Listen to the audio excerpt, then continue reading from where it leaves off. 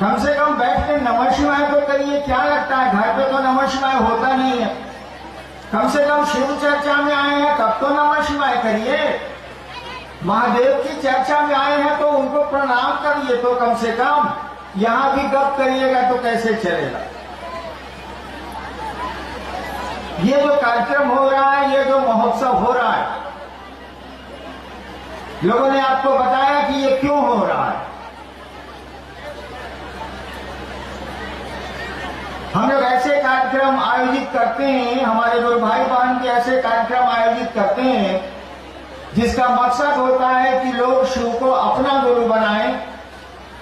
यही बात सुनने और सुनाने के लिए हम लोगों की ये परिचर्चाएं, ये महोत्सव हुआ करती, यानी शिव को अपना गुरु बनाएं। शिव तो गुरु हैं, उनको दोबारा कोई गुरु बनाएगा? वो तो कई हजार साल से गुरु हैं। अरे भगवान है, ईश्वर है, तब तो गुरु है ही। तो उनको गुरु नहीं बनाना है, शिव तो गुरु है। उनको अपना गुरु बनाना है, यानी खुद को उनका शिष्य बनाना है, चेला बनाना है। शिव को अपना गुरु बनाना है। ये है महादेव कौन? कहा जाता है कि चंदा मामा सबके मामा, अशिव घर घर के बाबा। चंदा मामा सबके मामा, अशिव घर घर के बाबा। वही महादेव है, वही गुरु भी है, वही महादेव भी है, वही महाकाल भी है, वही बहुत कुछ है। उसी को अपना गुरु बनाना है। और बनाएगा कौन? हमारा आपका शरीर संबंध नहीं बनाता है, हमारा आपका शरीर रिश्ता नहीं बनाता है, हमारा आपका मन संबंध बनाता है, मन रिश्ता बनाता है। तो उस गुरु से भी, उस महादेव से भी जब हम आप उसको अपना गुरु बनाएंगे तो मन ही हमारा उसको अपना गुरु मानेगा, शरीर नहीं मानेगा। शरीर न शैतान होगा न वो भगवान होगा। शरीर शरीर है। आदमी का मन ही शैतान होता है, आदमी का मन ही शिव होता है। तो मन ही महादेव को अपना गुरु बनाएगा, शिव को अपना गुरु बनाएगा। और मन बनाएगा कैसे? मन के पास कौन उपाय है? अरे सोच लीजिए कि कोई मेरी बहन है, सोच लीजिए कि कोई मेरी बहन है और भाई बहन का रिश्ता बन गया। सब देखिए कि भूल मत जाइए। ठीक उसी तरह से सोच लीजिए कि शिव मेरे गुरु है, हे महादेव आप मेरे गुरु हैं, ये सोच लीजिए। शर्त यह है कि इसको भूला मत जाइए, भूल नहीं चाहिए इस बात को कि आपने शिव को अपना गुरु माना। और देखिए वो महादेव आपके प्रति कैसा कैसा काम करता है। आपकी जिंदगी धीरे धीरे धीरे धीरे सुंदर हो जाएगी। धीरे धीरे कहा सुंदर होगी? हमने कहा धीरे धीरे, आहिस्ते आहिस्ते। क्यों? किसी चीज को बनने में समय लगता है, टूटने में समय नहीं लगता। किसी चीज को बनाइएगा तो उसमें समय लगेगा, तोड़ना चाहिएगा तो उसमें समय नहीं लगता है। बहुत कम समय में कोई चीज टूट सकती है, लेकिन बनने में तो समय लगता है। तो उस महादेव को अपना गुरु बनाना है।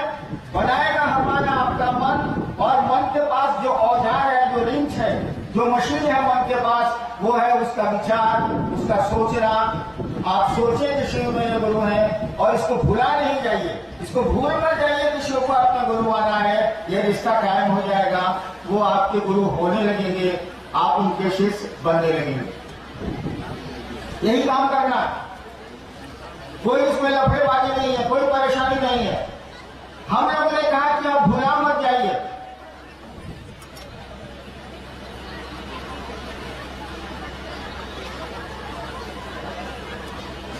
आप भूल नहीं जाइए कि शिव आपके गुरु हैं। हम लोगों ने कहा कि 3 काम करिएगा। जो 3 सूत्र सुनते हैं कुछ नहीं है, 3 काम है ये। पहला काम है कि जब भी आपको याद पड़े वो महादेव, मन ही मन सोचिए कि हे शिव आप मेरे गुरु हैं, हे महादेव आप मेरे गुरु हैं, हम पर दया कर दीजिए।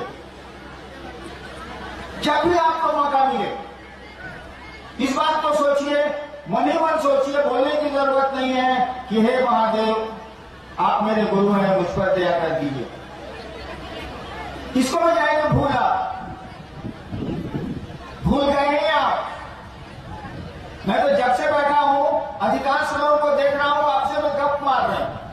अरे भैया आए थे शिव चर्चा में, कम से कम उस महादेव को याद करते, मन ही मन दया मांग लेते कि सरकार आपके हम शिष्य हैं, जरा हम पर दया कर दीजिए। तो मैंने कहा कि जब भी आपको मौका मिले अपने गुरु को याद करिए, याद करके उसको प्रणाम करिए, प्रणाम करके उससे दया मांगिए। दूसरा काम होने उन्होंने कहा कि इसको भूल जाइएगा, अभी आप भूले हुए थे, इस बात को भूल जाइएगा।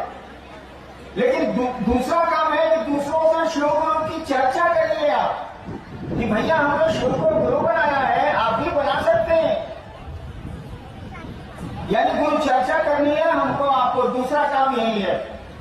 इससे लाभ क्या होगा कि दूसरे ही आपको मजबूर करेंगे कि आप शिव चर्चा करिए अपने गुरु महादेव की याद में, वे ही लोग आपको डाल देंगे।